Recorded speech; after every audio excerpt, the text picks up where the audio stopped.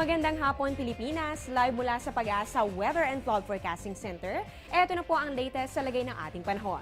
Ngayong Sabado, binabantayan pa rin natin ang lagay ng LPA o Low Pressure Area na nasa silangang bahagi ng Mindanao. At dahil nga may sama ng panahon ngayon sa ating bansa, mahalagang malaman rin natin ng ating mga kabayang mga magsasaka ang magiging kondisyon ng mga sakahan sa ilang areas ng ating kapuluan.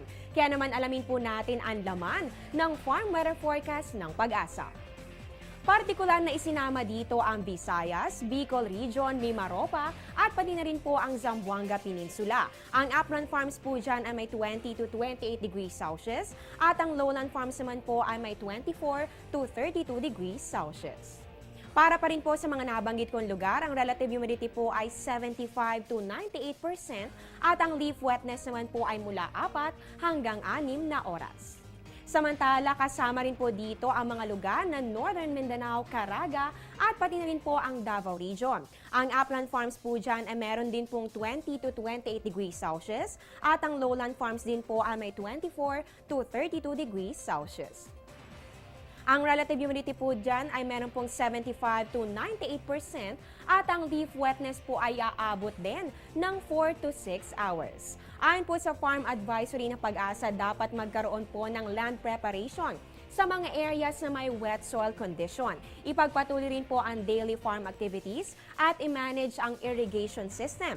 Panatilihin rin po ang magandang kondisyon ng mga farmhouses at ipadala na ang mga produkto sa mga pamilihan sa pamamagitan po yan ng mga covered vans para mapanatili ang kalidad nito.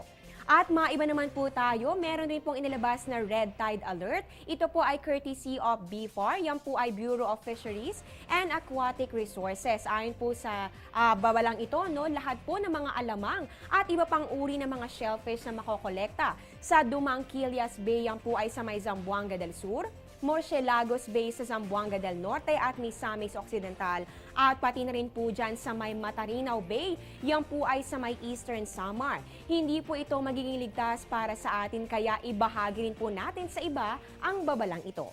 Magbabalik po kami matapos ang isang paalala. Download the Air 21 mobile app on your iPhone to avail of shipment tracking, rate calculator, and locations listing. Air 21 mobile app is also available on iPod Touch, iPad, Android, and BlackBerry.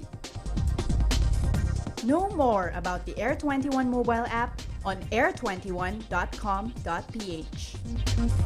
At yan ang latest mula dito sa Pag-asa, manatiling nakatutok sa Panahon TV Express, kung saan walang pinipiling panahon ang pagbibigay impormasyon. Abangan rin po ang susunod na ulat sa The Weekend News, mamayang 6 to 7 p.m. dito pa rin po yan sa Telebisyon ng Bayan. Ako po ang inyong weather lover, Amor La Rosa. Magandang hapon.